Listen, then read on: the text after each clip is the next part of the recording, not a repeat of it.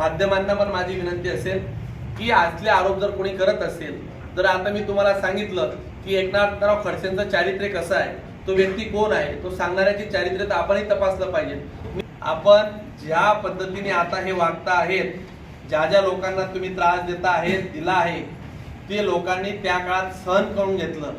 याच्या पुढे ही सरंजामशाही, हा रावणाचा अहंकारीपणा तुमचा कोणीही सहन करणार नाही।